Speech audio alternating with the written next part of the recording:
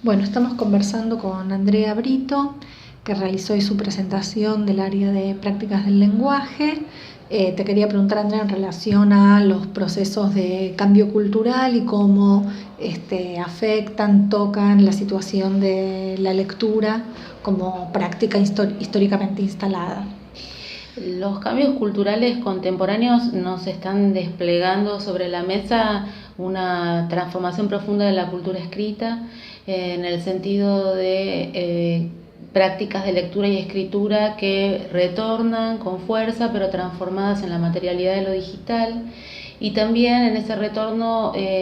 lo que nos muestran es que conviven con otros lenguajes para procesar la información y para producir comunicación,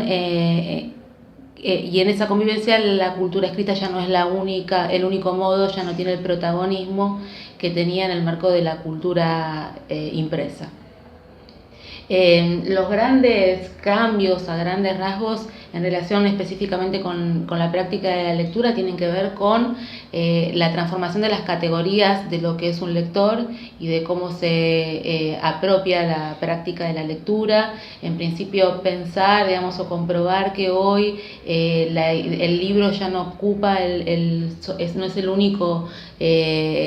formato ni el único centro de la producción, sino que hoy convive con formatos digitales que ponen en evidencia la amplificación del proceso de la lectura, la proliferación, es decir, la ruptura de categorías tales como la idea de autoría, de estabilidad y de propiedad intelectual, muy propias de la cultura impresa, y también de la construcción del sentido sobre los textos, que hoy no se produce en un contexto o en un marco integral como lo era la materialidad del libro, sino en la proliferación de los textos digitales marcados por la fragmentariedad y por lo discontinuo.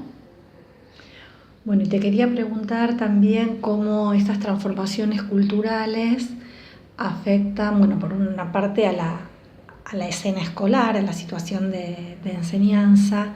digamos, en las instituciones educativas y a los procesos de formación de maestros y profesores en las instancias de capacitación. El efecto de los cambios culturales en las prácticas educativas me parece que todavía son una interrogación abierta y que hay mucho que construir, porque es más quizás lo mucho que se habla sobre el alcance y sobre la dimensión del cambio que sobre su contenido y por lo tanto sobre sus implicancias educativas. Hay más anuncios, digamos, que evidencias concretas de cuál es esta dimensión, cuál es este alcance y cuál es este contenido. Creo que en la escuela es un lugar para la construcción de estas respuestas, es un lugar donde se puede redefinir el sentido de los saberes vinculados con la cultura en general y en particular con la cultura escrita. Es un lugar que para construir esos saberes necesita reflexionar de modo profundo sobre ya certezas instaladas desde hace siglos, en tanto la lectura es un saber que organizó la vida de la escuela, y que para esa interrogación y para la construcción de nuevas respuestas, el trabajo colaborativo y colectivo entre los docentes es una vía necesaria que me parece que permite dos cosas. Por un lado, recuperar los saberes que hay sobre la enseñanza de la lectura en la escuela, porque no todo es disrupción, no todo es nuevo, sino que como todo proceso cultural, lo nuevo se articula con lo que ya está, y en la escuela es un espacio de la cultura. Y por otro lado, para que la reflexión de los docentes ponga también sobre la mesa la reflexión sobre las propias prácticas culturales nuevas en este marco, ¿no? Que los nuevos modos de apropiación de la cultura a través de la lectura y la escritura, y del uso de nuevas tecnologías pueda ser incluido en esta discusión para después ser pensado en la enseñanza. Una pregunta final. Hablaste sobre la constitución de comunidades de lectores. Uh-huh. ¿Qué implica hoy en día formar comunidades lectoras, uh-huh, a diferencia de lo que tal vez fue en otro tiempo, o con las continuidades y las diferencias respecto de cómo se constituye una comunidad?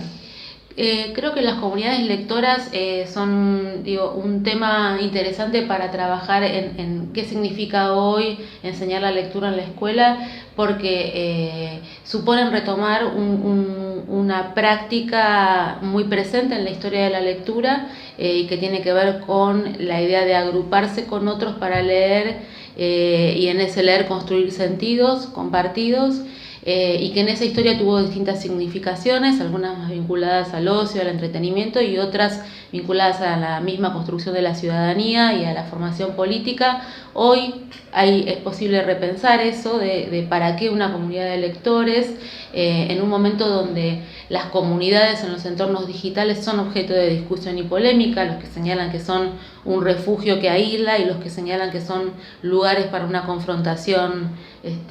cruenta, digamos, y ahí hay una redefinición del espacio público que tiene que ser pensada desde la escuela y que la lectura tiene un rol específico y de ahí pienso que puede ser un camino interesante para pensarle el sentido de la enseñanza de la lectura hoy en la escuela. Gracias.